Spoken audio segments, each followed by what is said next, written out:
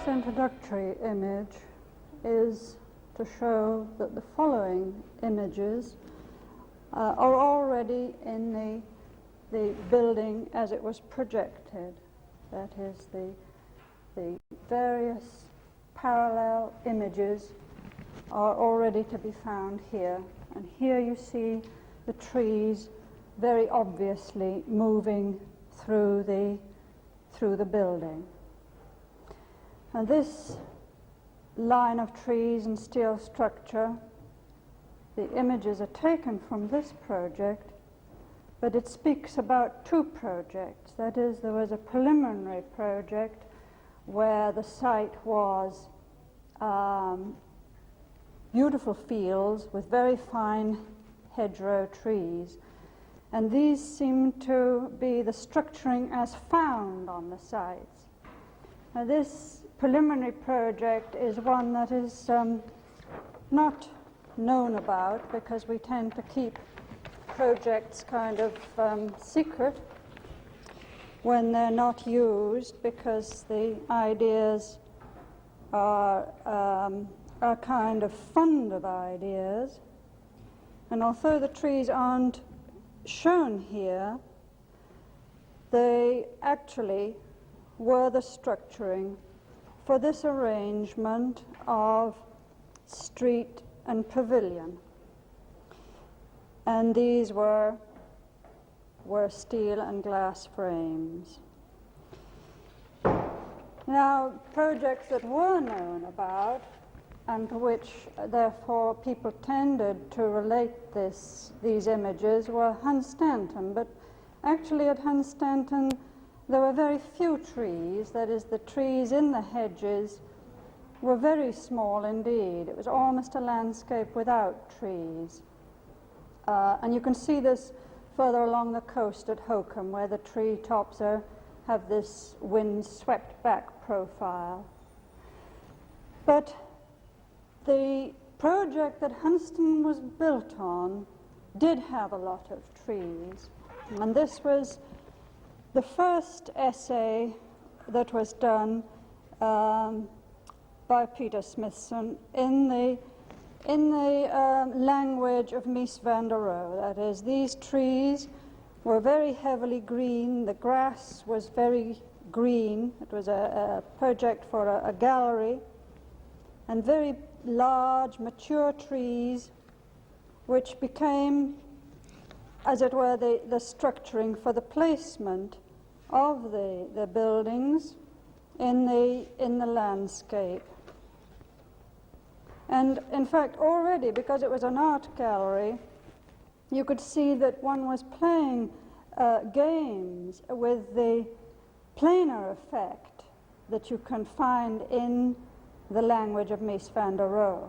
But of course, what we didn't know at that stage, because Mies buildings tend to be off the ground, that is, raised up, stood off the ground, so that only in Mies projects do you get, as it were, a ground floor related to outside courts.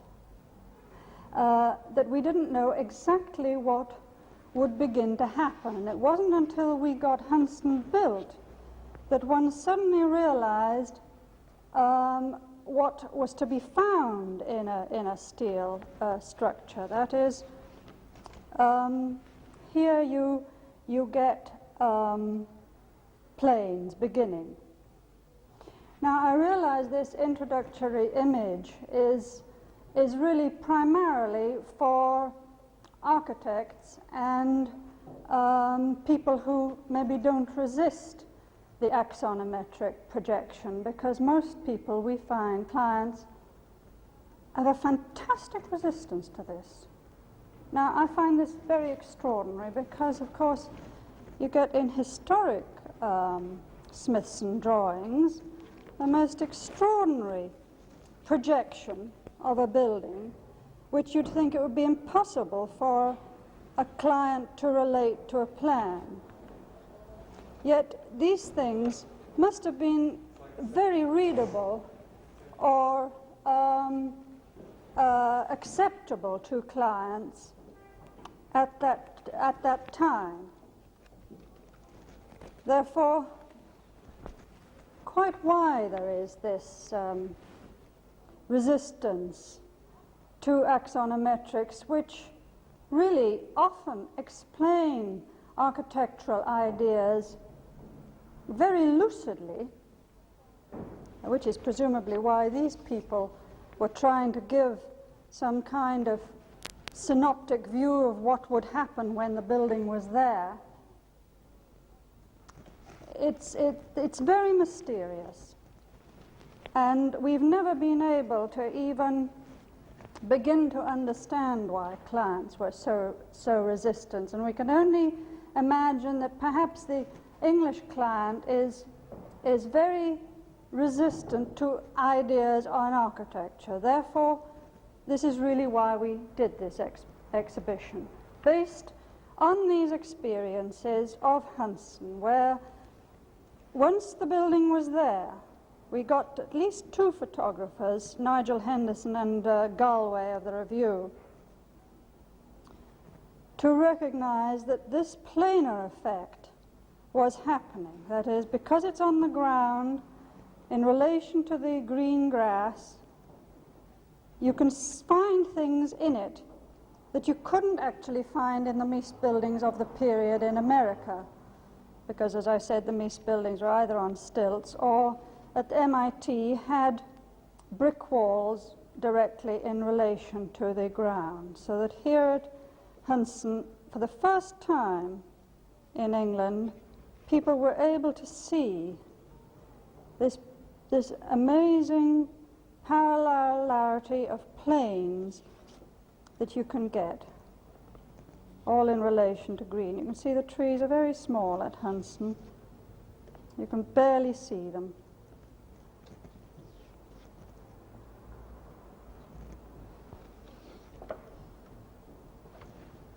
And of course you begin to get reflections coming in too, which of course here you see the reflections of other surfaces, which is really why one dared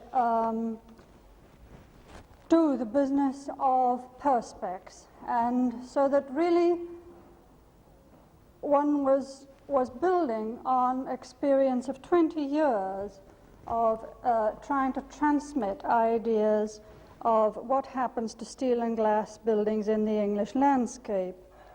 And when we say on the back of the card that the superimposition of transparent colored images creates the illusion of a visit to an actual place, we are speaking from experience.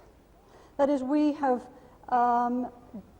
developed a sensibility about steel architecture in the English landscape. Now, there was some resistance to this, saying that when you came into the exhibition, it didn't feel as if you were in an actual building. But if you have this sensibility developed through experiencing a steel and glass building with grass plane and all the reflections and the build-up of the transparency, then you can imagine and extend the images into being in a place. But we find that the sensibility of the English to architecture is really so underdeveloped. And this, one has to perhaps blame all the aesthetic control that our generation has suffered from for 20 years, that the English haven't had a chance to develop a sensibility about architecture, and that they've been driven back onto preservation of old buildings, feeling that this was the only architecture perhaps worth having, because of course the buildings that do get built in England tend to be the buildings of people who can work the planning system. That is, they are political, operative, legalistic brains rather than the architectural. so that one is having to introduce ideas through a more acceptable, palatable way, one hopes, through art images, which the public perhaps have real experience of reading. That is, there's been no problem for artists to show their ideas. Whereas an architect, it's really very difficult until you get the building up. You can't transmit. Architectural models can't really transmit. As I've said, there's terrific resistance to axonometric drawings, and we ourselves feel resistance to models and perspectives because it's just, it can be too facile a way. And this is why we always favor the axonometric, because it can present the reality of the ideas without spurious art prettiness, or prettiness in a poor sense there, or the dinky toy effect. So that for the general public, one hopes that these pretty in a more acceptable sense, these images would be able to be read. And for the architect coming in, we hope that it would open the possibility of a different kind of architecture, an architecture that is anonymous, that is speaks of certain amount of standardization without boredom, that speaks of repetition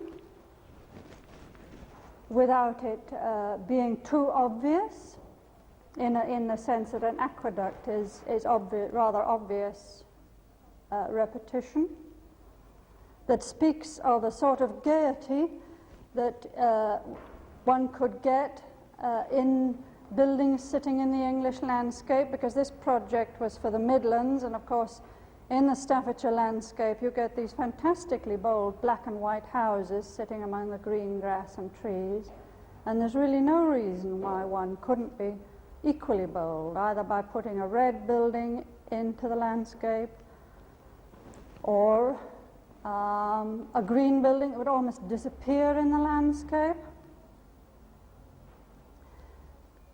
So the exhibition's intended to open people's minds to possibilities, either layman or architect, and to perhaps start something of a dialogue, which is really very difficult when one has to deal with such solid things as buildings.